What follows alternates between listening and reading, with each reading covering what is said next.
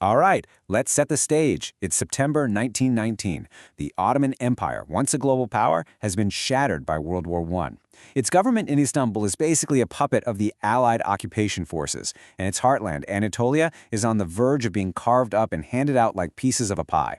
It's a moment of absolute crisis. But in the remote city of Sivas, a group of nationalists are about to roll the dice on a desperate gamble to save their nation.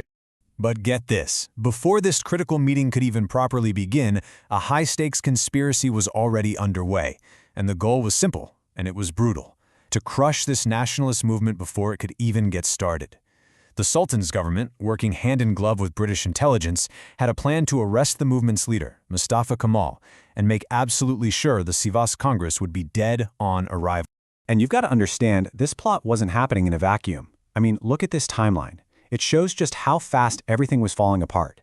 In less than a single year, the empire surrenders, foreign armies are landing on Turkish soil, and the nationalist resistance is just scrambling to get organized. So the Sivas Congress, it wasn't some optional meeting.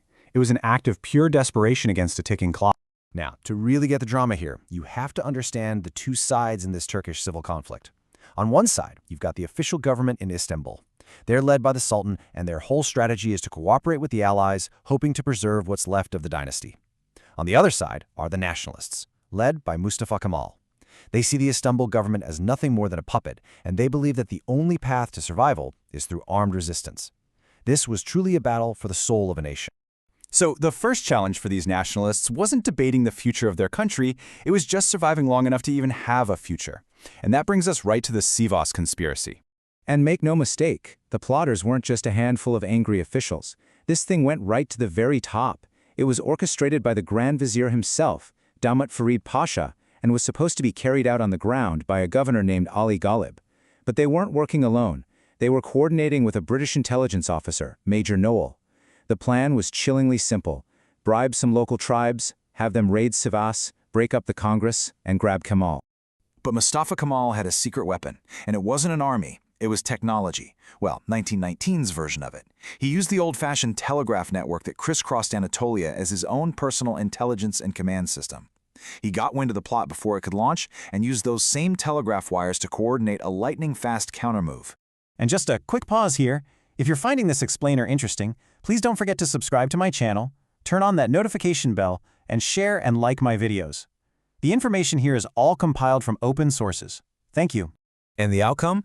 It was a complete masterstroke. Before Ali Ghalib's forces could make a single move, Kemal had exposed the entire conspiracy to the nation. The plotters were humiliated and forced to literally flee for their lives. This wasn't just dodging a bullet, it was a massive political victory. The fact that the Istanbul government was caught red-handed working with foreign powers was so damaging that it forced the Grand Vizier to resign. The Congress hadn't even officially started yet, and the nationalists had already brought down the government. So with that immediate threat dealt with, the delegates inside the Sivas High School building could finally get down to business. Their main mission, to take a scattered resistance and forge it into a single, unbreakable front. You see, the problem was that the Turkish resistance was fractured. It was made up of dozens of these local groups, all passionate, all patriotic, but all fighting their own separate battles. There were like sparks popping up all over the country, but what the movement needed was a single roaring fire. And so in a series of incredibly smart organizational moves, the Congress did just that. First, they took the decisions made at an earlier regional meeting and declared them the policy for the entire nation. Second, they merged every single one of those scattered defense groups into one huge new organization. And third, they created a central executive body, the Representative Committee, with Kemal as its chairman to lead the whole show. So let that sink in for a minute. What walked into the Sivas Congress was basically a loose collection of local militias and political groups. What walked out was the political and military spine of a new nation. For the very first time, the entire resistance movement had a single leadership. This was the moment a rebellion truly became a revolution. But uniting the command structure was one thing. Uniting everyone on a single vision for the future, that turned out to be a much, much tougher fight. And this brings us to the most crucial debate of the entire Congress, the question of a foreign mandate. A British intelligence report from the time actually summed up the core nationalist goal perfectly. They wanted, quote, no foreign interference or foreign protection, But the question was that even possible anymore? This was the agonizing question the delegates had to wrestle with. I mean, after years of horrific, bloody war, some of them were just exhausted. They argued that maybe accepting a temporary American mandate could be a smart compromise, a lesser of two evils that might protect them from being completely torn apart by the other Allied powers. Was it a realistic path to survival, or was it a total betrayal of everything they were fighting for? So you basically had two camps. On one side, you had the pragmatists. They looked at the situation and saw a mandate as maybe the only way to keep the state from being wiped off the map entirely. But on the other side, you had the idealists, many of them younger, fiery delegates, who argued that accepting any foreign control, no matter how temporary or well-intentioned, was a surrender of the very independence they were trying to win. The whole debate reached this incredible, dramatic climax when a young medical student, a guy named Tibiali Hikmet, stood up and passionately defied the mandate supporters. His raw courage electrified the room, and it prompted Mustafa Kemal to stand and declare the words that would become the unbreakable motto of the entire independence movement: Ya Istiklal, Ya Ulum, either independence or death. And just like that, the debate was over. The path was chosen.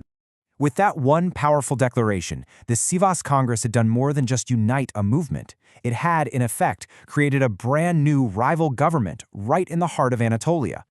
Now, every government needs a voice, right? To get their message out and to bypass the Allied-controlled newspapers in Istanbul. The Congress immediately started its own paper called the National Will. This was all about controlling the narrative and speaking directly to the Turkish people. And then came the final, decisive blow. The Representative Committee, that group they had just created, was now formally declared the sole legitimate representative of the Turkish nation. This was a direct, unmistakable challenge to the Sultan's authority. In that moment, there were now two governments, both claiming to be the rightful rulers of Turkey. Even their enemies could see the massive shift that had just taken place. The British High Commissioner himself wrote that the Turkey the Allies were facing now was, quote, entirely different from the defeated nation that had surrendered less than a year before. In just 1 week, in a high school building in Sivas, the rules of the entire game had been completely rewritten. And that leaves us with one final, unavoidable question. By creating a rival government and completely rejecting any and all foreign control, the Sivas Congress had drawn a clear line in the sand. With two competing centers of power now fighting for the loyalty of a nation, was a full-scale, all-out war for independence now truly inevitable?